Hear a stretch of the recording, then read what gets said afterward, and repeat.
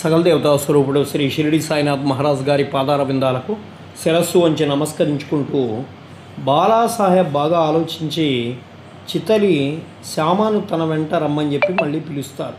శ్యామ బాబా వద్దకేగి సెలవు పుచ్చుకొని బాలాసాహెబ్తో టాంగాలో బయలుదేరుతాడు. వాడు రాత్రి 9 గంటలకు చితలి చేరుతారు.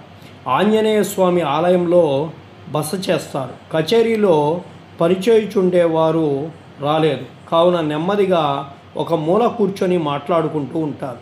చాప పైన కూర్చొని బాలాసాహెబ్ వార్తాపత్రిక చదువుతూ ఉంటాడు. అతడు ధరించినటువంటి అంగవస్త్రంపై ఒక సర్పము ఉండెను. దాన్ని ఎవరు చూడలేదు.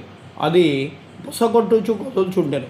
ఆ ధ్వని నౌకరు వినెను. అతను లాంతరు తెచ్చి సర్పమును చూచి పాము పాముని అర్చెను. బాలాసాహెబ్ భయపడెను, వణకుట ప్రారంభించెను. శ్యామ కూడా ఆశ్చర్యపడను.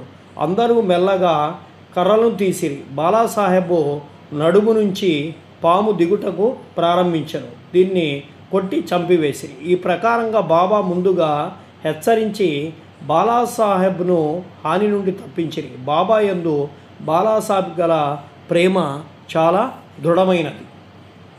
నానా డెంగలే అనేటువంటి గొప్ప జ్యోతిష్కుడు బాపు సాహెబ్ బూటి షిరిడిలో ఉన్నప్పుడు ఒకనాడు ఇలా అంటారు: ఈ దినము నీకు అశుభము, నీకు